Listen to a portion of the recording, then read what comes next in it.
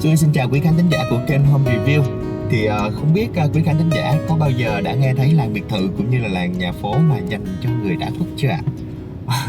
Hôm nay thì tiếp tục với series trốn dịch Corona trong trung tâm thành phố, thì hôm nay Xuân sẽ giới thiệu đến quý vị một trong những làng biệt thự và làng nhà phố dành cho người đã khuất mà được chủ đầu tư rất là chăm chút, và đó là một trong những công viên nghĩa trang 5 sao đầu tiên tại Việt Nam đó quý vị. Nào thôi quý vị cùng với Xuân đi tham khảo nhé.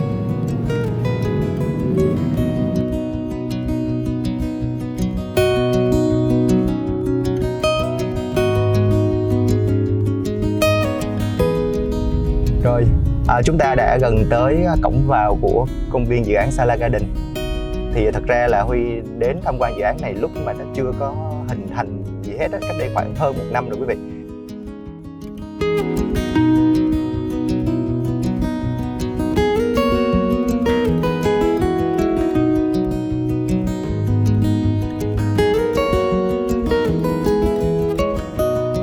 Huy sẽ đi tham quan cùng với quý vị nhé. Hôm nay thì Huy có hẹn với chị Hà, người mà 1 năm trước đã giới thiệu với Huy về dự án này. Và hôm nay thì đến đây Xuân Huy cũng thật sự bất ngờ luôn quý vị.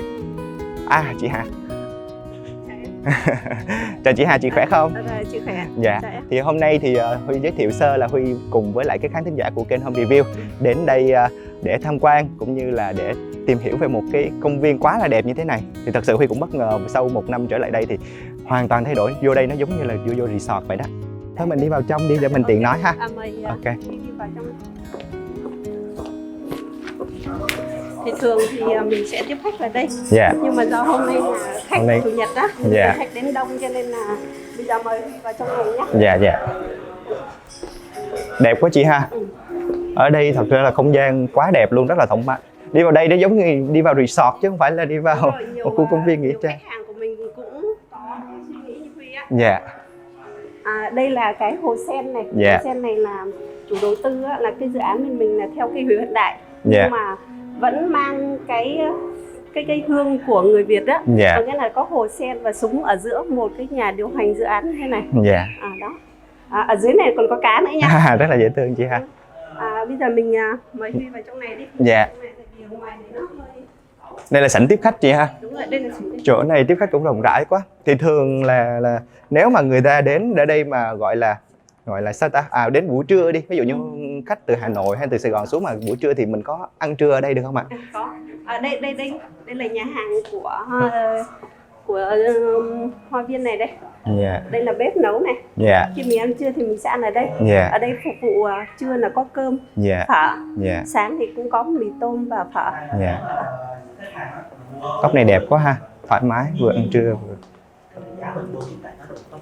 Đây mình mời Huy vào trong này. Dạ. Wow, có một cái phòng VIP luôn quý vị. Đây là phòng để tiếp khách. Wow, rất là rộng rãi. Cái này để giống phòng VIP luôn quý vị. Rồi.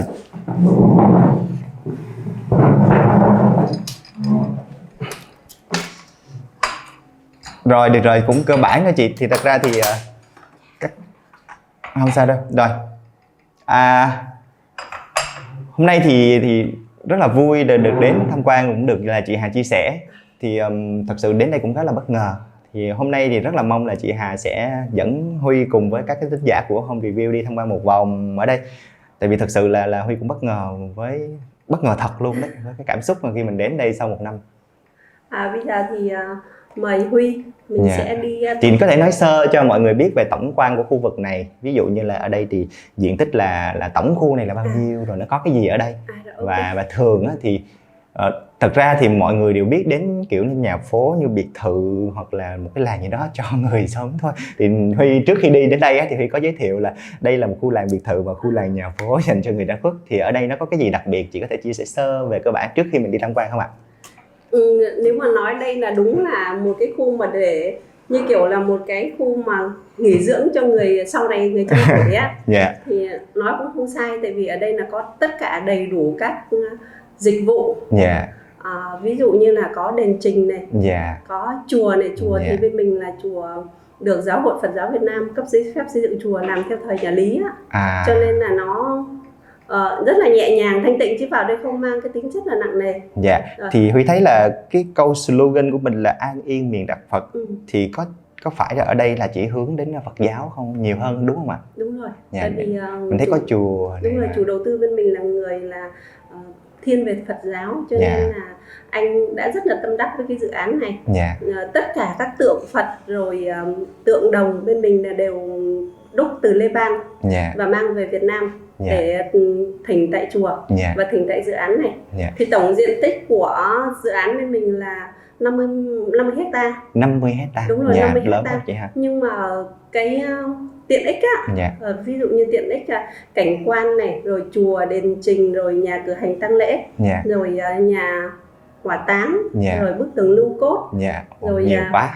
văn phòng điều hành, rồi bên mình sẽ có nhà hàng nữa. Có nhà hàng luôn. Đúng rồi, nhà hàng này là để giúp những cái khách hàng sau này á, người ta có người thân an nghỉ ở đây này. Ví dụ như là thường người Việt Nam mình là hay có cái truyền thống là thắp nhang á, 3 ngày đầu thắp nhang. Thì bên chủ đầu tư mình thì có những cái dịch vụ những bữa cơm gia đình mời ở lại. Đúng rồi, cái thứ nhất là như thế. Thứ hai nữa là những cái khách hàng mà người ta có người thân an nghỉ ở đây mà nhà người ta ở xa đấy, thì người ta không có mang đồ cúng từ nhà xuống được, thì bên mình sẽ cung cấp, có chuẩn bị luôn cái phần đó.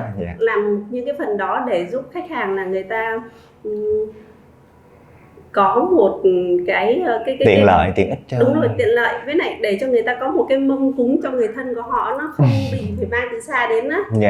Thì thật ra là Huy thấy là cái này nó nằm trên quốc lộ 51 từ thành phố Hồ Chí Minh đi Vũng Tàu. Thì giả sử như các gọi là có gia đình ở Sài Gòn có người mất thì cũng có thể là đưa xuống đây chôn cất cũng như là thăm viếng, tại vì nó rất là tiện đúng không ạ? Mình có thể đi du lịch xuống Vũng Tàu và tiện thì mình ghé ngang vào đây, và trên đường đi du lịch thì Huy thấy là sẽ không có chuẩn bị được những cái phần để thăm viếng như vậy, thì tới đây chủ đầu tư rất là chu đáo để chuẩn bị những phần đó. Đúng rồi. Và đây là một cái điểm, có nghĩa là điểm tốt của bên dự án bên mình, là một cái sự chu đáo mà chủ đầu tư cứ nghĩ. Chị có thể nói sơ về chủ đầu tư bên mình và cái năm thành lập, cái năm mà hoàn thành thiện xong á, và hiện nay thì đã bao nhiêu % là được đi vào sử dụng rồi ạ?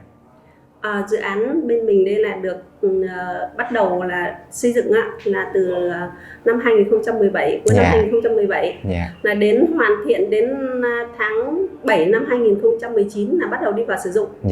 Thì lượng người mà có những cái số người vào đây an nghỉ á, thì bây giờ lên cỡ khoảng tầm là 300-400 người rồi, 300-400 cư dân về đây ăn nghỉ rồi. Thì đấy là một cái thời gian nó rất là ngắn so với những cái dự án ở cái khu vực miền Nam này, nhưng mà cái số lượng người về đây ăn nghỉ rất là nhiều. Đó, tại vì là lý do là những cái khách hàng mà người ta ngày trước ấy, người ta khi chưa biết đến dự án, người ta chưa biết đến cái hoa viên này, thì là người ta nghĩ là người thân của họ sau này mất đi ấy, thì người sẽ tìm những cái nơi khác. Nhưng mà khi người ta đi đưa 1-2, có nghĩa là người ta đi theo đám á, người ta đi xuống đây thì người ta thấy cái dự án này rất là đẹp, hoa viên đẹp. Những người mà người ta có người lớn tuổi rồi á, thì người ta lại nghĩ là sau này người ta sẽ phải mua cái này để cho bố mẹ người ta an nghỉ, cho nên là họ mua ở đây. Giống như là mình là con cháu, đây cũng giống như là một cái phần quà cuối cùng mình có thể gửi tặng đến bố mẹ, đúng không ạ? Đúng rồi. Hoặc là người thân trong gia đình của mình, nếu mà một ngày nào đó thì bố mẹ tạm rời xa mình. Cho Huy hỏi là nếu một cái người mà hoàn toàn không biết gì về cái khu này á, thì cái việc mà đi vào tìm hiểu rồi, ví dụ như Huy có giả sử như mình có một cái người mất và muốn chôn ở đây đi, muốn chôn cất và muốn ở đây, thì cái thủ tục nó có phức tạp không là một, rồi làm như thế nào mà họ có thể đi vào đây và có thể gặp ai ở đây? Cái này thì nó đơn giản lắm. Tại vì là dự án bên mình thì đi vào hoạt động từ tháng 7 năm 2019, cho nên bây giờ tất cả mọi cái mà về thủ tục để mai táng nó rất là hoàn thiện rồi. Vì bên mình là có cái dịch vụ trọn gói, cho nên nếu như mà khách hàng có nhu cầu á, ví dụ có nhu cầu để sau này người thân của mình an nghỉ ở đây á, thì cũng chỉ cần là ví dụ như mình mua được đất, mua được đất thì bên mình là bây giờ có những cái kênh bán hàng, có những cái văn phòng bán lẻ, hoặc khách hàng có thể xuống dưới dự án này để mình xem cái khu vực mình muốn mua, và mình mình làm thủ tục mua bán nó rất là đơn giản, nó chỉ trong vòng khoảng nửa ngày là xong thôi. Được. Nhưng mà ý là ví dụ như Huy đi vào đây, nếu mà mình không đặt lịch trước hoặc là Huy không có một cái kinh nghiệm để đi vào đây rồi thì thật ra là cũng rất là ngại trong cái việc mà chạy vào rồi hỏi chú bảo vệ rồi cũng không biết, không có ai hướng dẫn. Thì bên mình có cái đơn vị phân phối hoặc là có cái đại lý nào ở Sài Gòn hay là như thế nào truyền thông để cho mọi người biết tới không? Thì mình cũng vừa chia sẻ với Huy đấy, là bên mình là có những cái văn phòng bán lẻ ở đường Trần Hưng Đạo này, hoặc là văn phòng bán lẻ như các cái đại lý phân phối lại, đúng không? Thì thường mọi người sẽ lên mạng search, đúng không ạ? Search thông tin rồi tìm những cái đại lý đó rồi liên kết. Ví dụ như là Huy muốn gọi là muốn tham khảo ở đây đi thì Huy sẽ search là công viên Nghĩa Trang Sa La trên đó và Huy tìm những cái contact như vậy. Nhưng mà thật ra nhiều cái contact trên đó thì có thể là nó không có gọi là uy tín, hoặc là cũng không biết là thông tin thì nó rất là nhiều đầy rẫy trên mạng, thì thật khí và mùi. Đúng rồi. Thì thường thì những cái dự án khác đi, hoặc là từ trước về truyền thống của người Việt Nam mình chôn cất là chỉ cần là đào một cái kim tĩnh hay là cái huyệt đất, người Bắc được gọi là cái huyệt đất, thì khi chôn có nghĩa là người mất nằm xuống dưới đó, khi xác phân hủy nó sẽ trực tiếp xuống dưới lòng đất. Nhưng mà dự án bên mình thì chủ đầu tư là họ mang cái mô hình của bên nước ngoài về, họ làm thì toàn bộ kim tĩnh ở trong dự án bên mình sẽ được đúc trước khi là dự án đi vào sử dụng. Thì mỗi một cái đầu kim tĩnh á, thì sẽ có một cái đường ống dẫn khí và mùi. Đó, thì sẽ đưa về, có một cái đường ống chính đưa về nhà máy xử lý khí và mùi đốt nhiên liệu 24/24 bắt đầu mới đưa ra môi trường. Cho nên là khi mà cái thời gian mà dự án đi vào hoạt động cỡ khoảng 10 năm, 20 năm, 50 năm hoặc là lâu dài vĩnh viễn thì nó cũng không ảnh hưởng đến nguồn đất, cũng không ảnh hưởng đến nguồn nước, cho nên là xung quanh đây là không khí rất là trong lành.